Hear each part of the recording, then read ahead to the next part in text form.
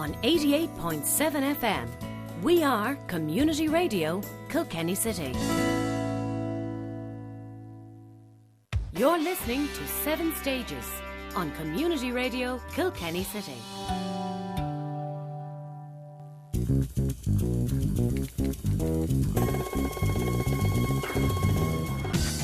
Good evening, everyone. You are very welcome to the Seven Stages program featuring The Cutting Edge. On today's program, we shall be taking a look at fear and courage. Can one exist without the other, or are they both equally important to our lives in their own right? Well, to help me discuss this issue today, I will be joined by a panel of guests that have all found themselves staring down the barrel of fear and have survived to drink from the coveted cup of courage. You are listening to Community Radio Kilkenny City on 88.7 FM. My name is Kevin Quarrell, and this is The Cutting Edge.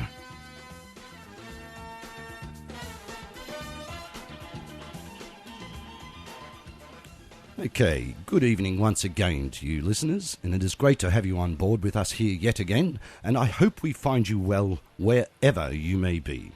Now, our program today is going to take a look at fear and courage. However, if you would like a topic discussed here, then get in touch with us at Community Radio Kilkenny City. This is your community station, and we do our very best to bring your particular topic to a wider audience. So, here's the details that you will need. You can phone the station on 056 77 62 777. Or if you prefer to email, the email address is as follows: info@communityradiokilkennycity.ie. Or you can text the studio and it comes straight into us here, so we'd like to see your interactions and we try to reply as we go along. And our text number is 086 353 7782. And normal charges apply. Or if you prefer the social media, you can follow us on Community Radio Kilkenny City on Facebook. Simply log in and hit like and away you go. And there's a player there as well, so you can listen through the Facebook page if you like. And you can also follow us on the Twitter, which is at CRKC1. Or if you prefer, you can follow me at Reclaim the Voice on twitter.com at Reclaim the Voice. Okay. Let's get on with this evening's show, and I'm really looking forward to this one. Tonight's show has come about because of a conversation that I held just over about a month ago with one of my panellists this evening.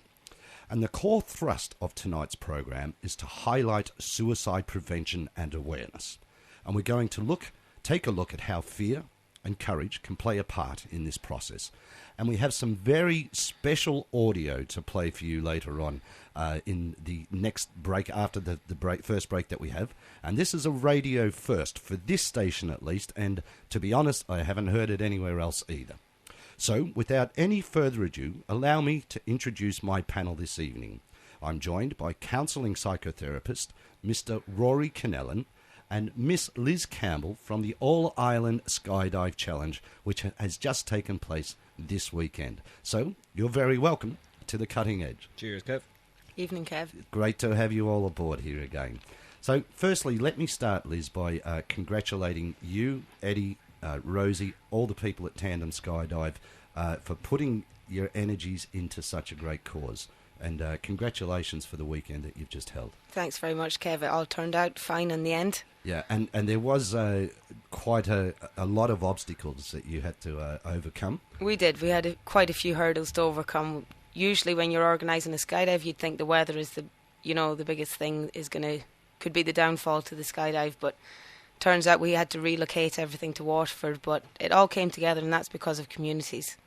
True, and people caring. Yeah, and we had been in touch from the time that you first came onto the program here to highlight, as you say, suicide prevention and awareness, to highlight this cause, which was being done through a skydive, charity skydive. And from that time till this weekend where the whole event was taking place, I can tell the listeners, Liz and her team have gone through hoops to actually make this event come about. So, as you say, it's all about communities and people giving of time. It was indeed, and a lot of people, it was very last minute. Once we took the event to Waterford, the people in Waterford and Tremor just really brought it together. Yeah. You know, helping us out with trucks and sound systems and things like that, which really helped make the day as well for everyone, to unite everyone. Yeah, and we won't go into the details why it couldn't happen here in Kilkenny, but essentially this was a Kilkenny event. It was. So I kind of look at it like Kilkenny had 2 train stations, so it was kind of maybe it was okay to just go over the river a little bit and do something down there for them. So let's have a look about Liz. What happened? How did the event start off? It was Friday night, wasn't it? Yeah, we began on Friday because we had so many people enlisted to come up and do the skydive. So we needed to start people first, and Friday evening the weather was just perfect. So we kicked off on Friday around 3 o'clock, training people down in Waterford and getting them lined up for their skydive. And I took mine Friday evening under the sunset, which was just amazing. Lovely indeed. Yeah. The sun setting out over the sea? The sunset over the sea, the whole south coast of Ireland, it was just amazing. And my tandem instructor pointing out to me Waterford, Dungarvan, Tremor, all the different places. It was just, with all the estuaries and rivers, it was just something else. Wow. And crystal clear, not a cloud in the sky. Just what I was waiting for, third time lucky. That sounds absolutely beautiful. Rory, you didn't fancy doing one? Oh, I am. I'm doing one shortly. Are you? Yes. Different cause, but still a worthwhile cause. But yeah, I'll be doing one hopefully now in September. I was meant to do one a couple of years back, but it fell through on me. Okay. Pardon the pun. Okay. Yeah. Well, I can, as we know, when Liz first came onto the program here, and just because of her commitment, I think, is the thing that caught me the day that we did the interview way back. I then also committed to doing a jump, and it was possibly one of the worst things I've ever had done. Not so much doing it, but I mean just the commitment on air, because I was held to it then. There was no way of backing out. So I can guarantee you, Rory, it's an experience you really, really will enjoy.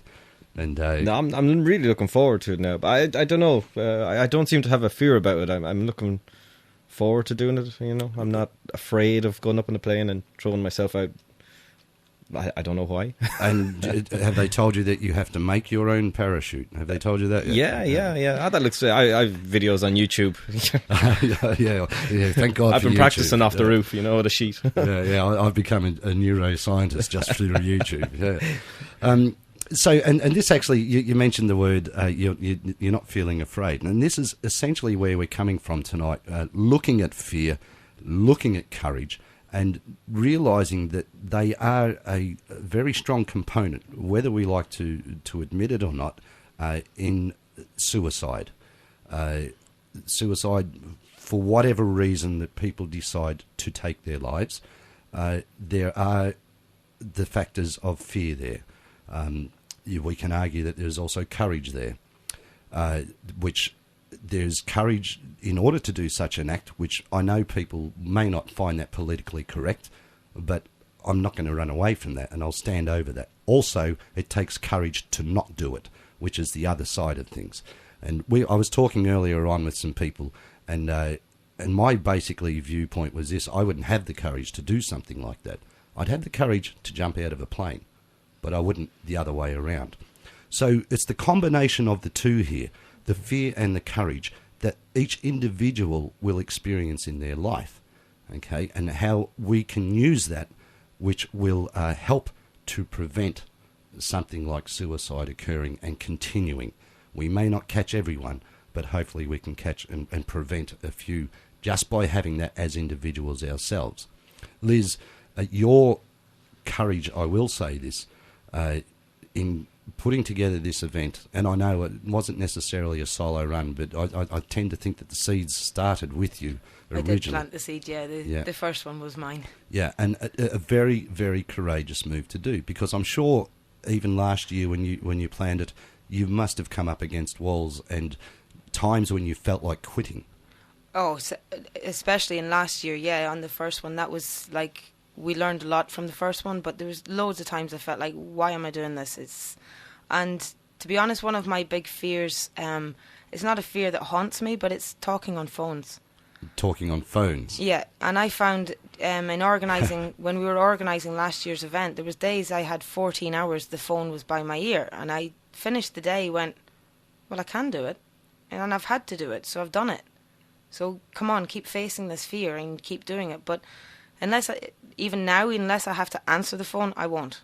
Unless it's there's certain times I just can't answer the phone. What is it about talking on phones that the fear is? I don't know. It's very hard to explain. It's like, are they going to understand what I say? Can I understand what they say? I have very sensitive hearing, and when I'm stressed, my hearing goes quite distorted. Mm-hmm. So on a phone, I find it very difficult, and I can't sit down on a phone. I have to pace. Doesn't matter where I am. I have to walk up and down, and that's how I get through the phone call. But there are times when the phone's ringing and I was like, I just can't answer it. Okay. And it's very hard to explain. Maybe what I do then is I take a pause, gather myself, and then I make the phone call. And it's a control thing. Okay. So then I'm in control of the phone call. I'm prepared. Yes. So I think there's a lot of fears are to do with controls as well. Absolutely. You made a really, really good point. You kind of said, I can't explain it. And that's maybe the whole rationale and logic of fear that we all experience. You say you have a fear of phones, and for me, receiving that is, I can't, how can you have a fear of phones? It doesn't matter. You have it, and that's what's important. What about you, Rory? Your fears? Electricity, as I was saying, I have a fear of electricity. I don't know why. Again, jump starting a car scares the bejesus out of me. Like using jump leads? Using jump leads. Anything electricity based. Not lightning. Now, weird thing. Thunder and lightning I can handle, but being up close. It's an interesting one. I've never come across. And I've never been shocked. I'm not an electrician, and just electricity fears me. If that test they do in school where everyone holds hands and they pass the current through you, couldn't do it. No. Maybe me were you traumatised in your primary school days by in a previous life, an ever-ready bunny or something like that? Yeah. I don't know why. But yeah, because I get laughed at for it when I say what it is, and like that I can't explain it. I bet actually, Liz, I think your one is quite rational the way you explained it when you said why and how it came about. I have no rationale. I don't know why. Electricity just scares me. And you mentioned you said a really interesting thing about having a fear of electricity, but lightning you don't. No, okay. No. I think it's beautiful. When you see the sky and the lightning in the sky is fantastic. Yeah, but and for me, I have a fear of heights. Okay, and it kind of ties into what you're saying about lightning. Okay, I was explaining to someone the other day that when I stand up in the market cross here on the upper level and I look over into the lower level, I actually tend to get a little bit of vertigo going on. And with my fear of heights, there's this drive inside me to want to go and jump over the edge of it. Okay, so I've got to step back. And I always go, whoa, and I'm getting dizzy and stuff like that, okay? But to jump out of a plane at 10,000 feet is like the lightning. It is such an extreme level of it that it's nearly intangible, if you know what I mean. Yeah, well, that's what they use for a lot of the fear-based. When you have, the exposure treatment where, somebody has arachnophobia or fear of spiders, they don't get a little kind of tiny spider and put it on your hand.